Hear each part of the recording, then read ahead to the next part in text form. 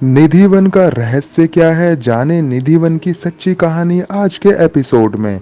निधिवन मथुरा शहर में भगवान श्री कृष्ण की नगरी वृंदावन में स्थित एक विशाल वन है जिसमें असंख्य पेड़ हैं।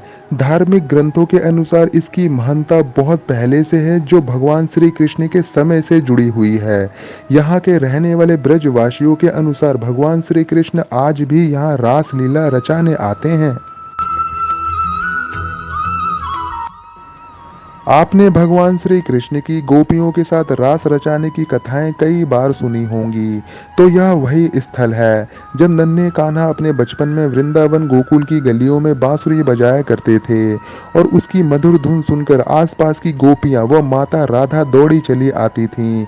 इसी कारण यह स्थल आज भी कृष्ण भक्तों के लिए बहुत अत्यधिक लोकप्रिय है।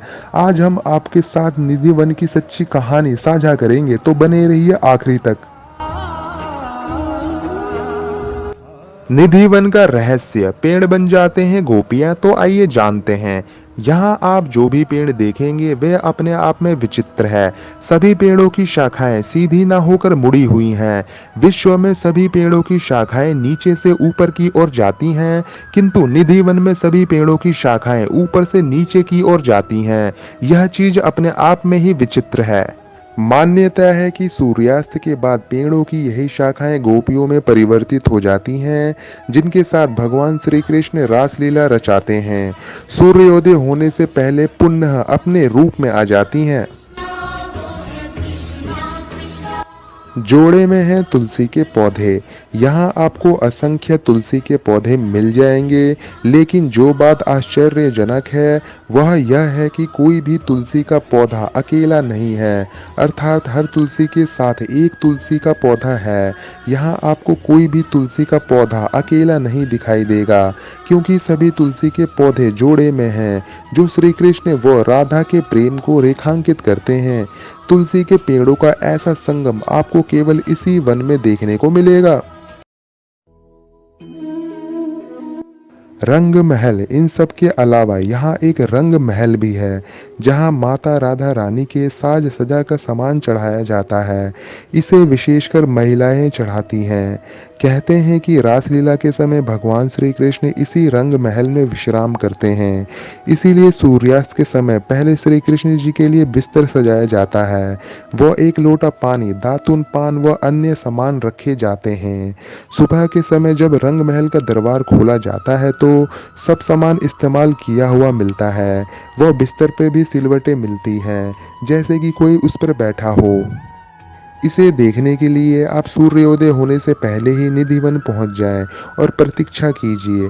5 से 6 बजे के बीच निधिवन के द्वार खोले जाएंगे और पंडित जी रंग महल के 7 ताले आपके सामने खोलेंगे और श्री कृष्ण के द्वारा इस्तेमाल किया गया सामान आप सभी को दिखाएंगे। ललिता कुंड, यहाँ आपको एक कुंड भी देखने को मिलेगा जिसे ललिता कुंड के नाम से जाना जाता है। मान्यता के अनुसार द्वापर युग में जब भगवान श्री कृष्ण रासलीला रचा रहे थे, तब अचानक उनमें से एक गोपी ललिता को प्यास लगी। ललिता राधा की प्रिय सहेली थी, जो कान्हा और राधा को ब्रजवासियों की नजरों से बचाकर मिलने में सहायता करती थी।